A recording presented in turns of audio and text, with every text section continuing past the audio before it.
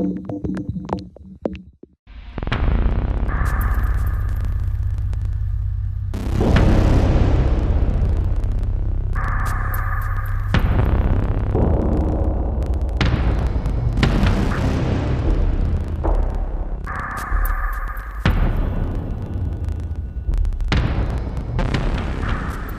noches y bienvenidos a este programa especial, Venezuela, un país roto.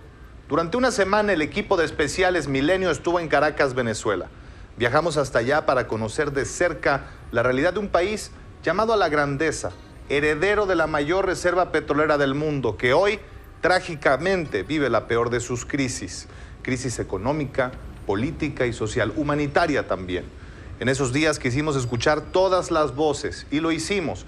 Conversamos con políticos, empresarios, comerciantes, periodistas y ciudadanos, tanto chavistas como opositores. Hoy le presentamos el resultado de este trabajo, iniciando con la crónica del día a día, de las protestas y enfrentamientos que se viven desde hace varios meses en la Caracas de Nicolás Maduro. Vamos a liberar a Venezuela de esa dictadura. Una olla para ustedes, vamos. ¿Quiénes somos?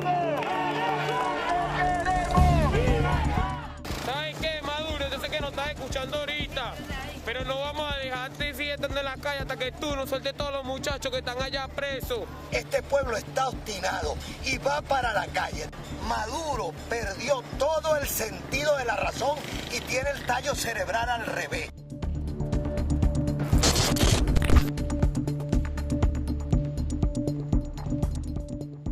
Es la capital de Venezuela, Caracas, ciudad verde, enclavada en medio de bellezas naturales, congelada en el tiempo del boom petrolero de los 60s y 70s. Hoy padece la peor de sus crisis. Por su tasa de homicidios es considerada la ciudad más violenta del mundo. Con una inflación descontrolada, sus habitantes deben cargar fajos de billetes para comprar lo mínimo. Mucha gente pasa hambre y hace filas interminables para encontrar los alimentos básicos. Es la Caracas de Nicolás Maduro, donde impera la anarquía y los enfrentamientos entre chavistas y opositores.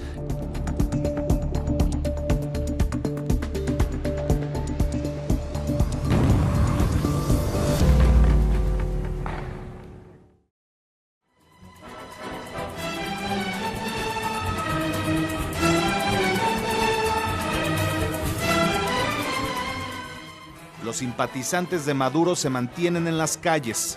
Es el chavismo en el poder, sostenido por militares, empleados gubernamentales y beneficiarios de programas sociales. Nosotros estamos casados aquí con el movimiento cívico-militar. No es posible que 3 o 4 personas quieran destruir al mundo, quieran destruir la patria. Nos dio mucho dolor de habernos perdido a mi presidente Chávez y nos dejó a mi presidente Maduro. Y mi presidente Maduro ha trabajado como una lucha libre con esos locos, ¿yo? En otro punto de Caracas, decenas de paramédicos se preparan para una marcha de la oposición.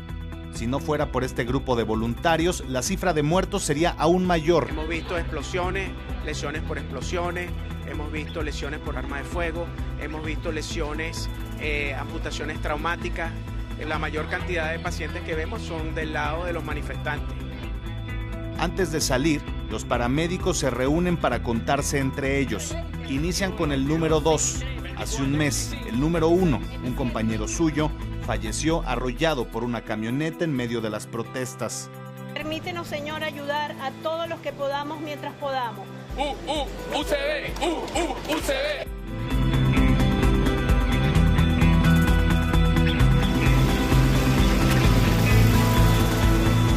Estos médicos, estos sobre todo jóvenes estudiantes de medicina venezolanos, estarán allí prácticamente en la línea de fuego, tratando de salvar vidas en la crisis que vive este país.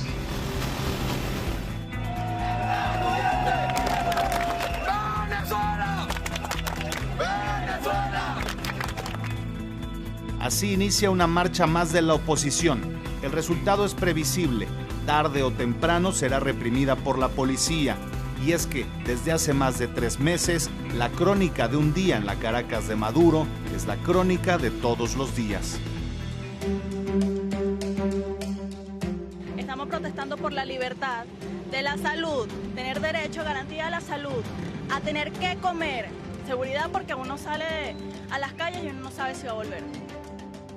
Las manifestaciones contra Nicolás Maduro se han concentrado en la zona este de Caracas, en los municipios tradicionalmente opositores de clase media y alta. Las marchas no han logrado llegar al centro ni al oeste de la capital. Policías lo impiden.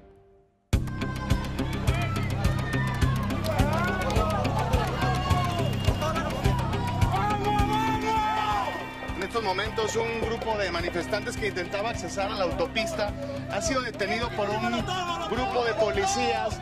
Son las fuerzas del Estado que están comenzando a tirar petardos, han comenzado a tirar también gases lacrimógenos.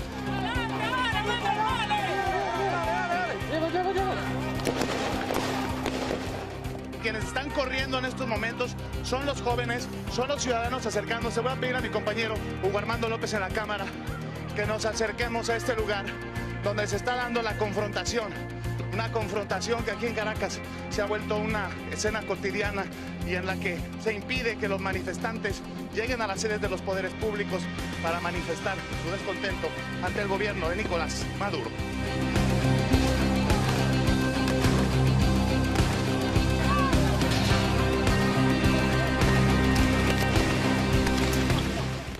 Este día, los paramédicos atendieron heridas por perdigones y síntomas de asfixia por los gases lacrimógenos.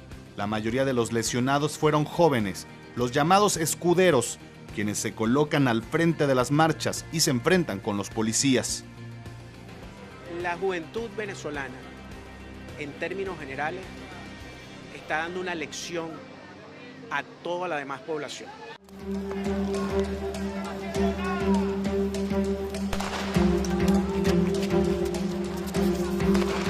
Nuevamente la policía replegó a los manifestantes, no sin lastimar o detener a varios.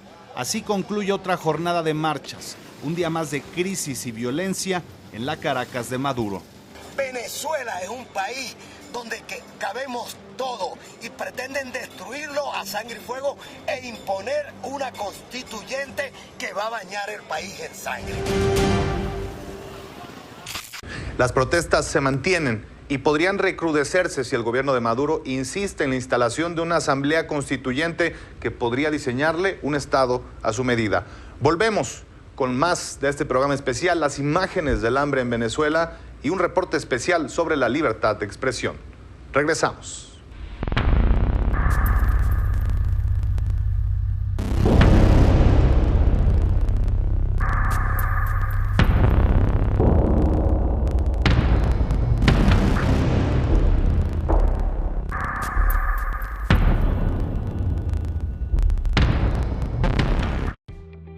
No es lo mismo una imagen que una historia. No es lo mismo ser lector que espectador. No es lo mismo ver que observar. Vive la experiencia del periodismo en el centro de cada historia. Vive la experiencia en realidad virtual de Milenio VR 360. Movilizando tu mundo, AT&T.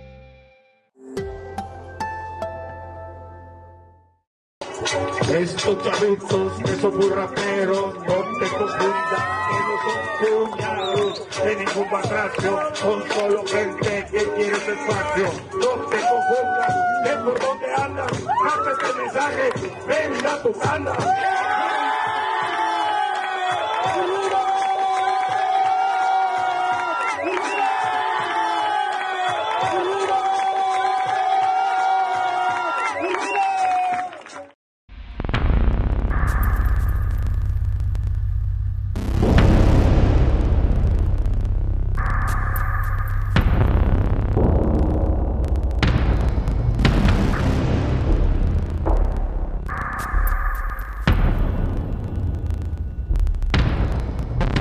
Gracias por continuar con nosotros. Una de las aristas más dramáticas de la situación en Venezuela es la crisis alimentaria. Esto se explica en parte por la caída en los precios internacionales del petróleo, algo que ha sacudido la viabilidad del modelo venezolano que importaba todo, incluyendo la comida. Hoy hay hambre en las calles y las imágenes son estrujantes. Nosotros dependemos de la gente que nos puedan ayudar a diario. Yo duro hasta 3, 4 días sin comer para darle de comer a mi bebé, ¿oyó? Es un padre de familia que, sin estar desempleado, debe pedir limosna para alimentar a su hija. Su caso no es la excepción.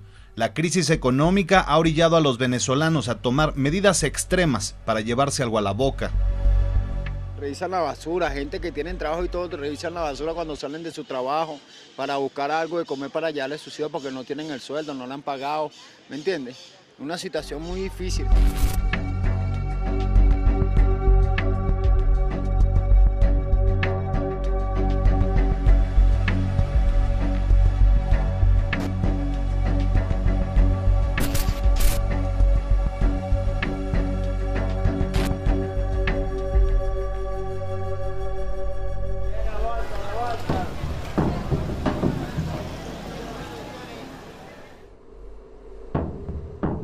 Postal cotidiana en Caracas, largas filas y horas de espera para comprar alimentos básicos como arroz, pasta o harina. En Venezuela, la escasez y la inflación, estimada en más de 700% para este año, son el pan de cada día. Uno de los principales problemas para el acceso a los alimentos en Venezuela es la pérdida del valor de la moneda. Aquí tengo conmigo un billete de 100 pesos mexicanos. Esto es prácticamente $5 estadounidenses. Pero este billete, al tipo de cambio oficial, es igual a 13,000 bolívares. 260 billetes de 50 bolívares que en este lugar no me alcanzan para comprar un pollo o siquiera un kilo de milanesa.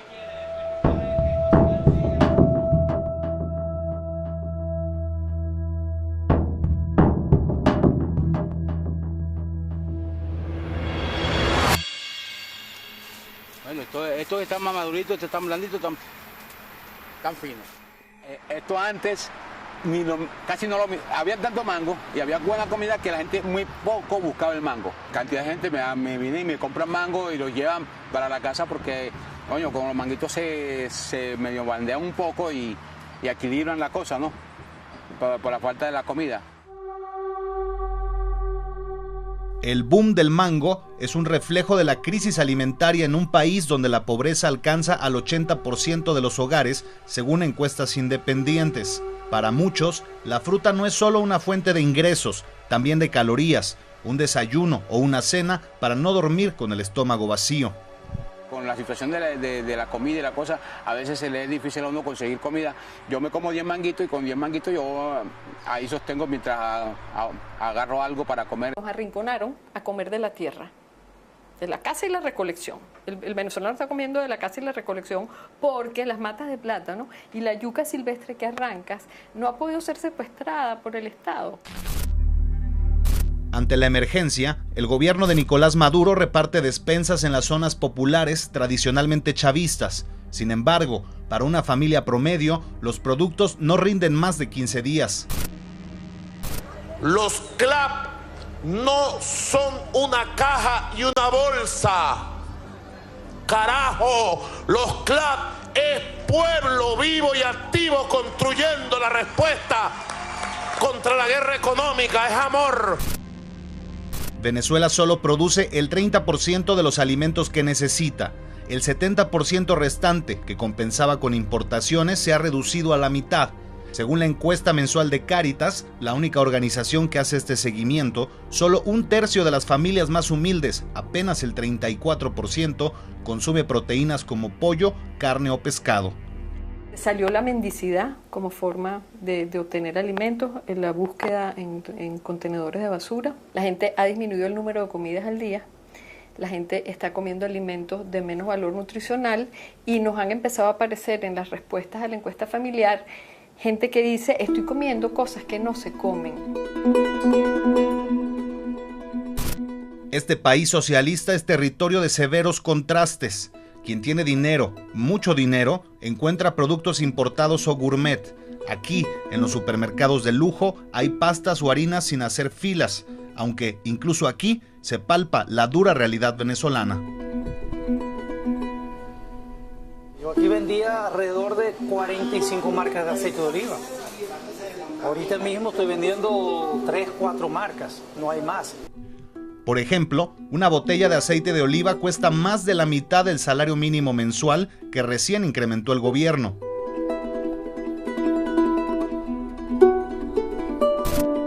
Los restaurantes en la zona exclusiva de Las Mercedes, frecuentada por los opositores y chavistas ricos, siguen llenos, con menús impagables para la mayoría.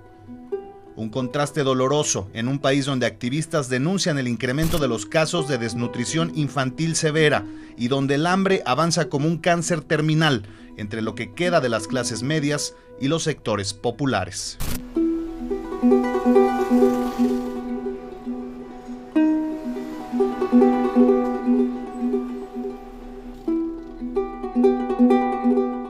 Las crisis alimentarias masivas e intensas de este tipo son decisiones políticas, tanto como que las tomes como que las dejes de tomar. Y todos tenemos la esperanza que bien sea con este gobierno o bien sea con el que venga, que debería haber un cambio.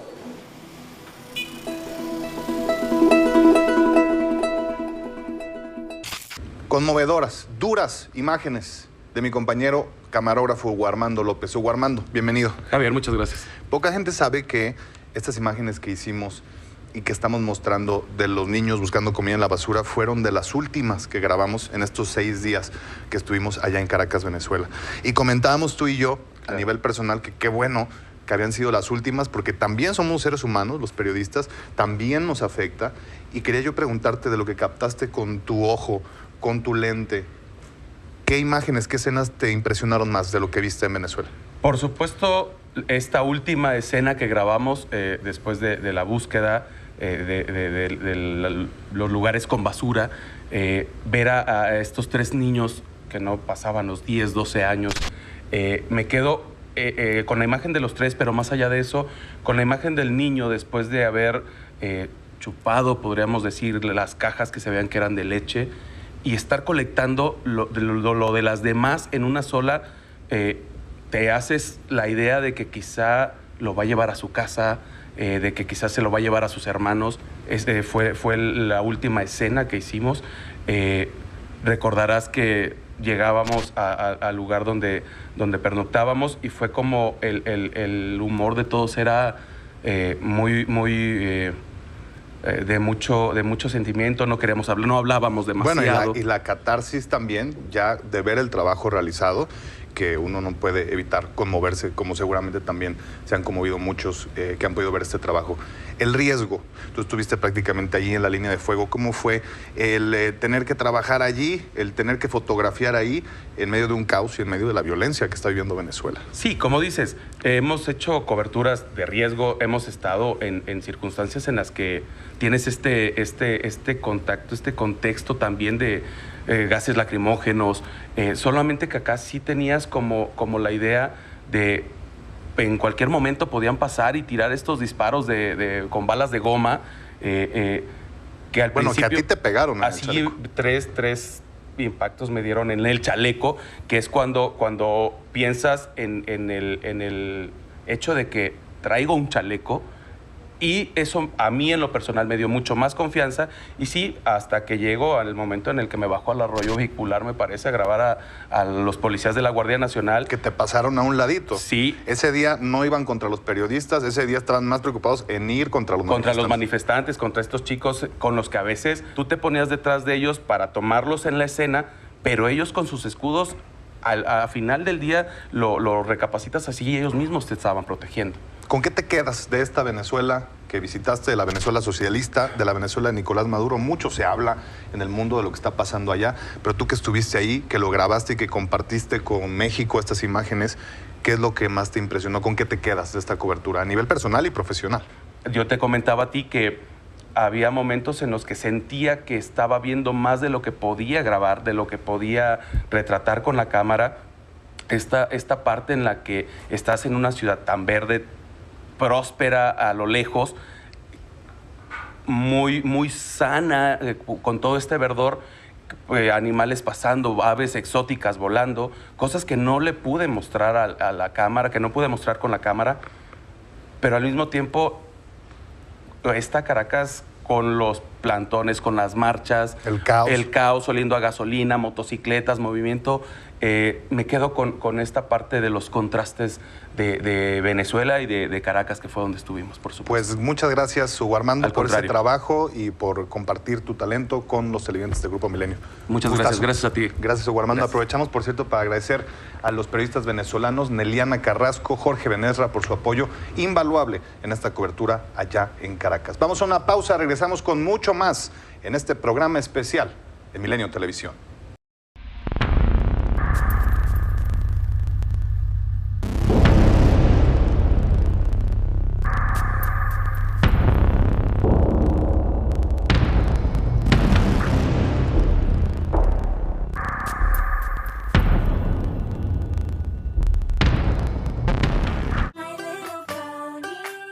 Magia de la colección My Little Pony. Sorpréndete con los personajes y los increíbles cuentos de la caricatura. Además, con la aplicación de realidad aumentada, podrás crear tu propio pony. Son 12 entregas diferentes y el primer tomo incluye un mágico maletín coleccionador. Pídelos a tu voceador. Milenio Diario.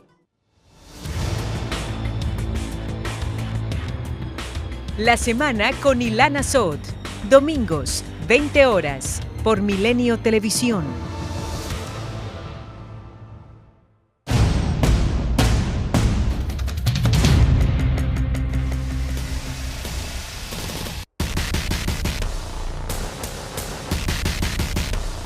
Milenio Noticias, fin de semana, en punto de la hora, por Milenio Televisión.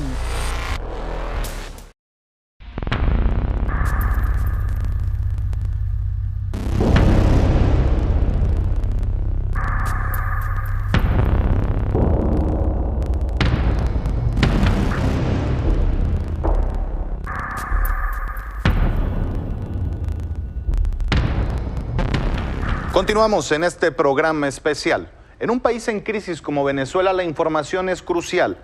Sin embargo, en un país dividido por la política, los medios de comunicación también están polarizados. A esto hay que sumar el cierre de emisoras y periódicos por presiones del gobierno. Por eso nos preguntamos, ¿cómo se informa en un país convulso? ¿Hay verdad en Venezuela? Maduro, el pueblo no te quiere y quiere elecciones libres y democráticas. Ellos lo que quieren es que el pueblo derrame sangre y hacer fiesta entregándole nuestra patria al imperialismo.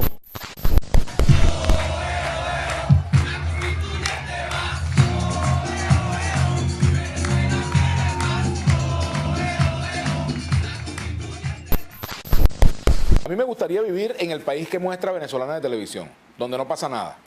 Nosotros estamos con un malestar impresionante, indignados de esta situación que estamos pasando de burla y de humillación. Yo les diría que pusieran en duda lo que ven, lo que escuchan sobre Venezuela. 80 venezolanos, chicos, lo que no pueden morir, pero no puede seguir muriendo más gente en Venezuela. Yo estoy de acuerdo, pero los primeros que tienen que dar el ejemplo, Ernesto, no más muertes, paren el derramamiento de sangre. Estoy de acuerdo.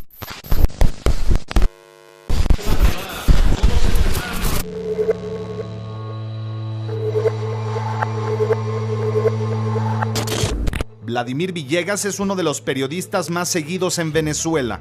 Su programa en un canal privado es referencia. Él logra sentar en su mesa a chavistas y opositores por igual. Recientemente invitó a su hermano, Ernesto Villegas, actual ministro de Comunicación de Nicolás Maduro. Continuamos con Ernesto Villegas, acá en Vladimir a la Una. Una entrevista emblemática, ejemplo de lo que ocurre con los periodistas en un país dividido, en una nación partida. No es muy típico eso de que un hermano entreviste al otro, y menos en una situación como esta, pero fue lo que nos tocó. Las pausas del programa fueron muy tensas, obviamente. Eso de cambiar audiencia por relación familiar no es un buen negocio.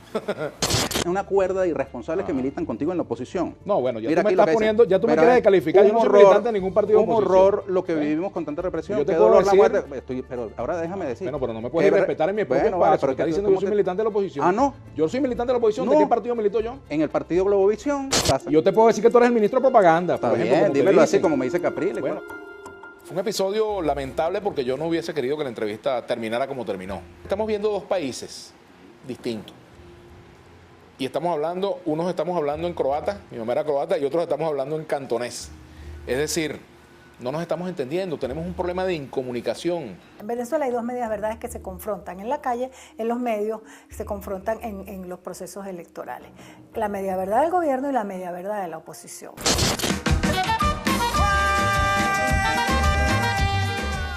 Su lema es La Voz de la Verdad, una cabina de radio inaugurada hace 9 meses en las entrañas del Palacio Presidencial y donde el presidente Nicolás Maduro transmite su propia emisión musical. Estamos en la hora de la salsa. Es un momento bien interesante ver al presidente compartiendo reflexiones sobre la gestión de gobierno, sobre la política nacional e internacional, junto con su amplio conocimiento de la música, de todos los géneros que caben dentro de la palabra salsa. Reciente ganadora del Premio Nacional de Periodismo, la directora de la estación considera que los comunicadores no deben ocultar sus convicciones políticas. Creo que es conveniente, honesto, para quien me lee, me escucha, me ve, que tenga claro quién soy yo, que soy una periodista, que además tiene una militancia política, que es chavista, y que lo que yo le muestre a la gente de la realidad también tiene esa mediación.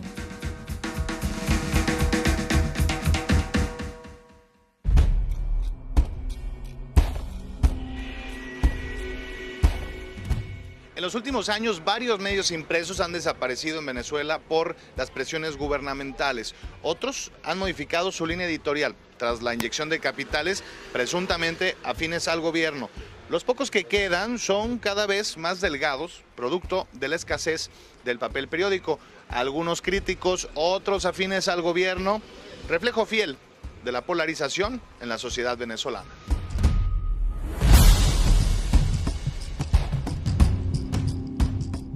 Venezuela ocupa el lugar 137 de 180 en libertad de expresión, según Reporteros Sin Fronteras. En este país sudamericano, los medios privados coexisten con un robusto sistema de medios públicos, diseñado por Hugo Chávez luego del golpe de Estado en su contra. En lo que va de 2017, el gobierno de Maduro ha ordenado el cierre de 41 emisoras de radio y un canal de televisión, según el Instituto de Prensa y Sociedad.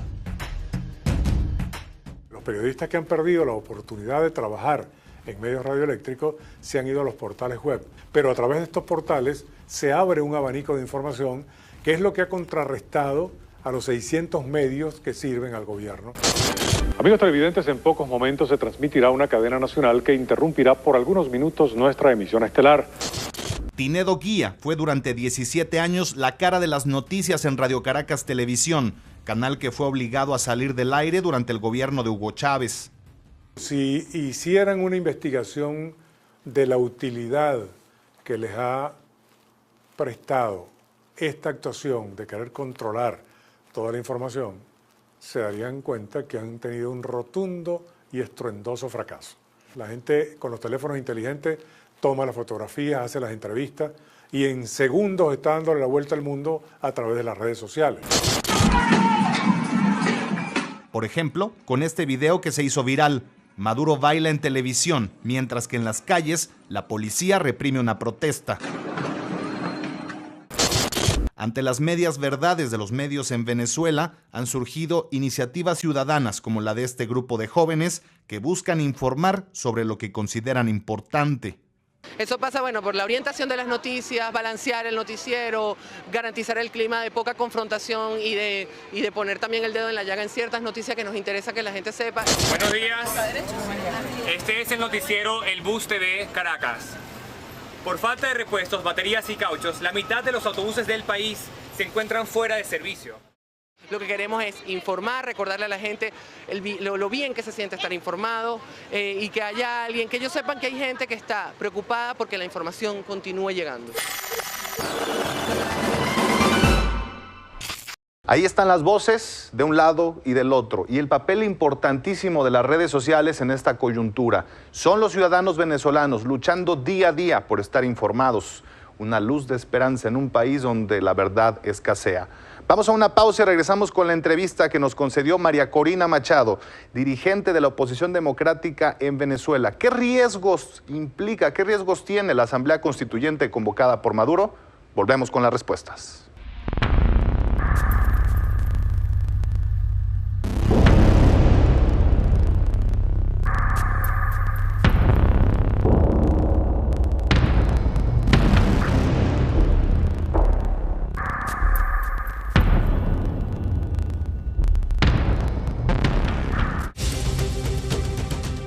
en la afición de Milenio. Carlos Guerrero.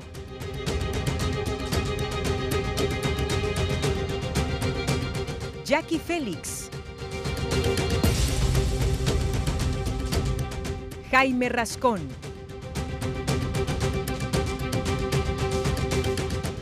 Minelli Ataide.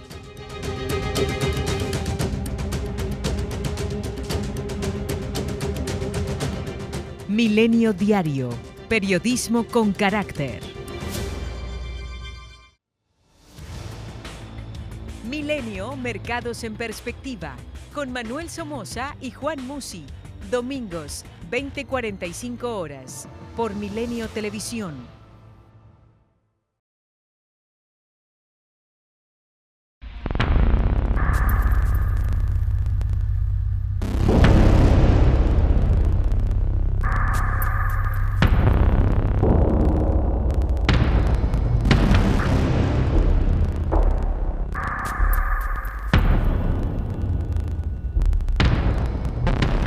Gracias, muchas gracias por sus comentarios en las redes sociales. Mi cuenta en Twitter, @JavierVegaU. Ya en Venezuela conversamos con María Corina Machado, líder de la oposición democrática en Venezuela, quien ha luchado junto a otras figuras como Enrique Capriles, como Leopoldo López, para empujar un cambio pacífico en el país. Es María Corina Machado, coordinadora nacional del partido Vente Venezuela, y a quien, por cierto, el gobierno le impide salir del país. ¿Hay solución a la crisis en Venezuela? Aquí sus reflexiones.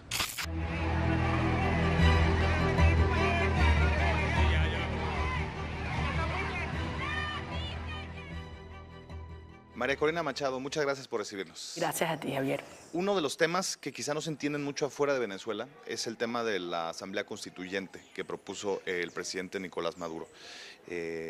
¿Cuáles son los riesgos, cuáles son las implicaciones de que algo así ocurra para el futuro, para la gobernabilidad, para la estabilidad de Venezuela? Bueno, en primer lugar hay que entender que el propósito, además ha sido explícito, es instaurar el Estado comunal, que no es otra cosa que terminar de socavar la República, es decir, destruir todas las instituciones a través de las cuales la democracia representativa se expresa, donde hay equilibrio, autonomía entre poderes y la vigencia de una verdadera república en la cual los ciudadanos tenemos derechos y deberes. Entonces, Maduro, viendo como toda la tensión y la presión ciudadana se desbordaba para buscar un cauce firme a esta energía pacífico para lograr un cambio político en el país, aparece con este planteamiento de constituyente que además en su procedimiento, hay que decirlo, viola toda la Constitución. Después de varios meses de mantener la presión en la calle, de estas protestas, del llamado a la comunidad internacional, ¿cuál es el diagnóstico que usted hace sobre lo que está ocurriendo en las calles en este momento en Venezuela? Mira, tanto la reacción a la protesta, que ha sido una represión brutal, cruel, como el propio anuncio de la constituyente ha tenido dos efectos.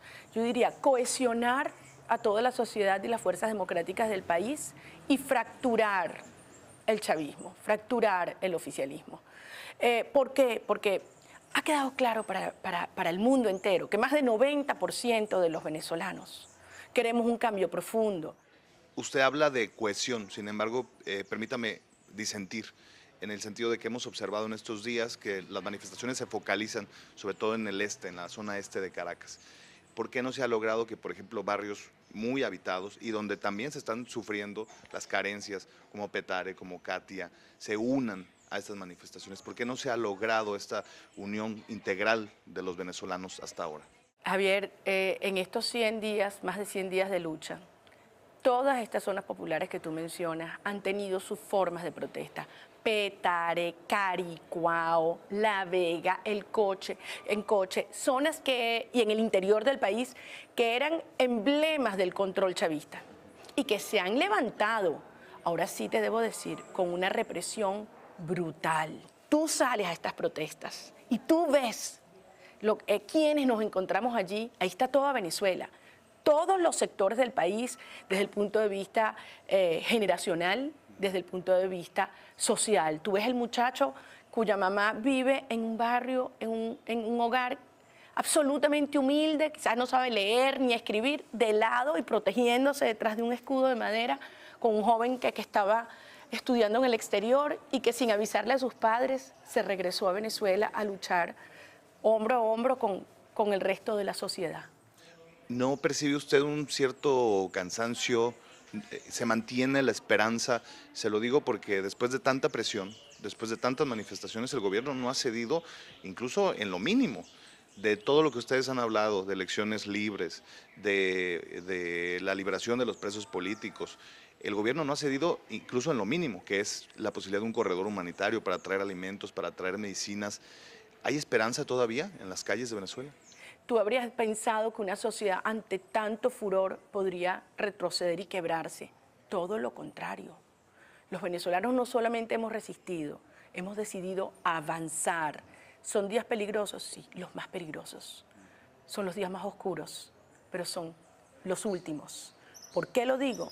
Porque Maduro y el régimen ha quedado absolutamente aislado internacionalmente, ya no solo como una dictadura y un dictador, sino como un régimen criminal y mafioso.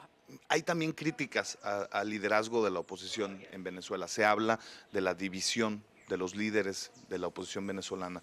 Si la oposición estuviera realmente unida, ¿no se hubiera logrado ya un cambio?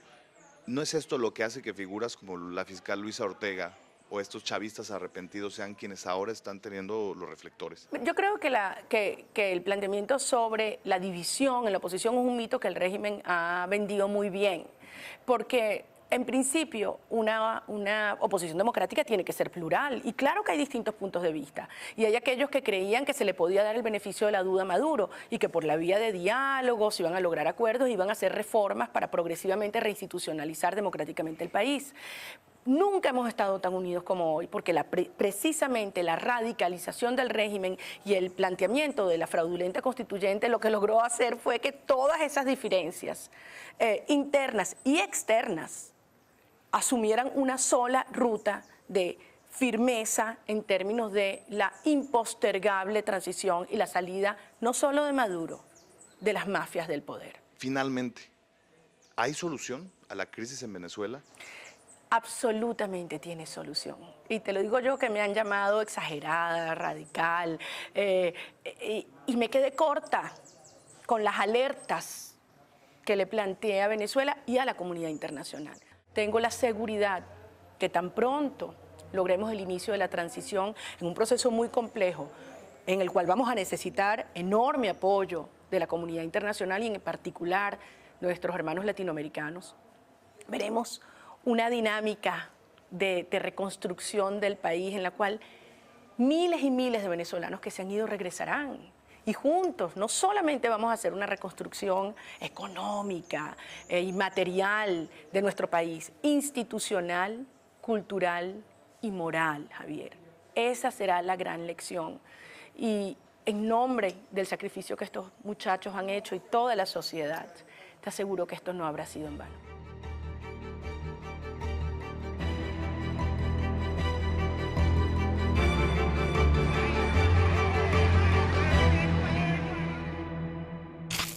Días oscuros, pero el amanecer está cerca, asegura María Corina Machado.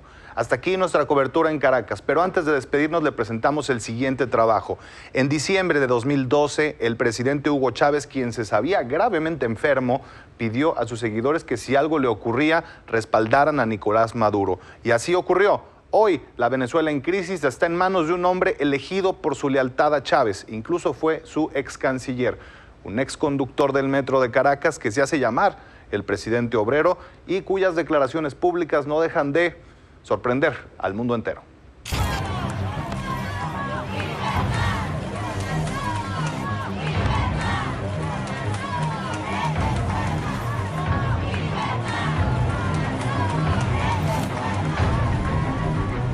Y de repente entró un pajarito chiquitico y me dio 3 vueltas aquí arriba. Y yo sentí el espíritu de él. Lo sentí ahí como dándonos una bendición. Miren la figura. Un rostro. Un rostro. Esta foto la tomaron los trabajadores, los obreros. Ahí están ellos. ¿Quién está en ese rostro? Una mirada una mirada está. Es la mirada de la patria, que está en todos lados, inclusive en fenómenos que no tienen explicación, como este fenómeno que estoy diciendo aquí.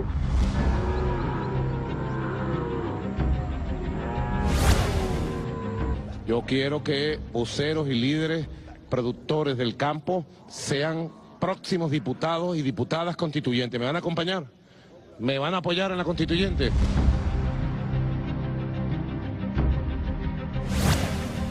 En todo caso, si produce cebolla, tomate, etcétera, perejil, espinaca, no sé, tantas cosas. Bueno, si cultivas pollo, por ejemplo.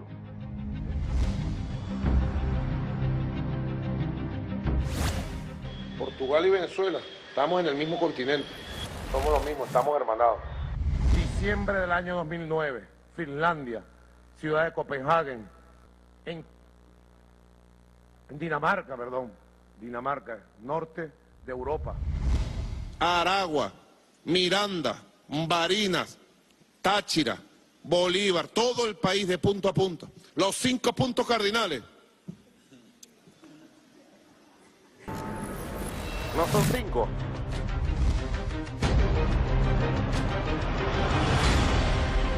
Ahorita tenemos problemas con la inflación, producto de que hay un sobrecalentamiento en el consumo.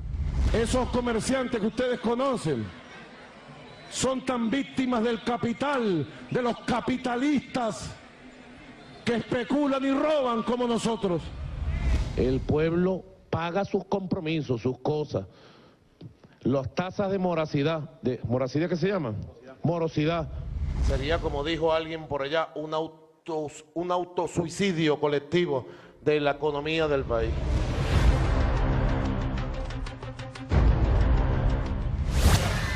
El lunes vamos a empezar la entrega de 35 millones de libros y libras. Asignación de 200.000 becas estudiantiles para estudiantes de los liceos y liceas, liceos y liceas del país. Comando Central Nacional. Levanten la mano los miembros y las miembros.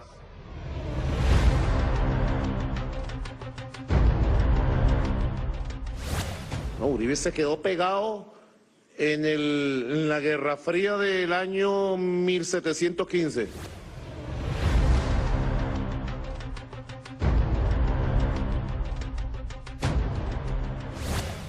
Bueno, está dedicado González López las 35 horas del día. A toda hora. Cuando conocí al comandante Chávez no dudé ni un milímetro de segundo para estar a su lado y decirle: comandante.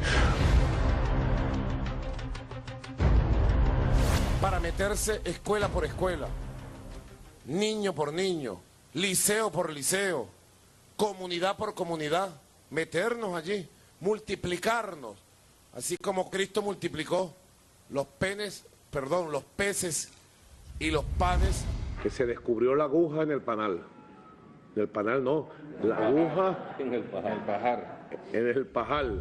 Aquí está el padre y la madre de nuestra medallista de oro. Fue a los 3 años huérfano de padre, a los 9 huérfano de madre, apenas a los 17, 18 años fue huérfano de esposa, si se puede decir de esa forma. Pues Moisés David me dice: Nicolás Maduro, chúpalo. Chúpate tú tu cambio, ¿eh?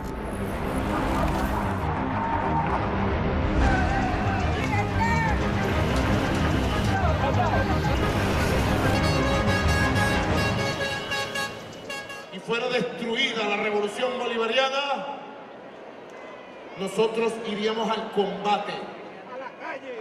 Nosotros jamás nos rendiríamos. Y lo que no se pudo con los votos, lo haríamos con las armas. Liberaríamos nuestra patria con las armas.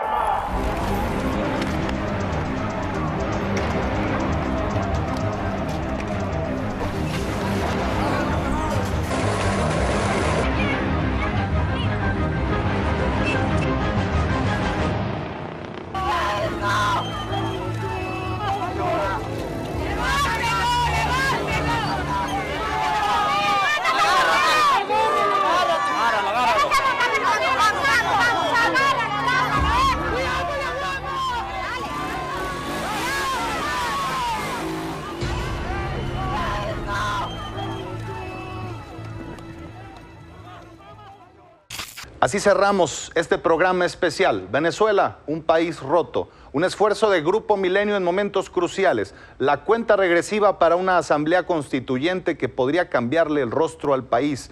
Algo que rechazan millones de venezolanos, incluso varios gobiernos del mundo. De Venezuela, por supuesto, seguiremos atentos. Buenas noches.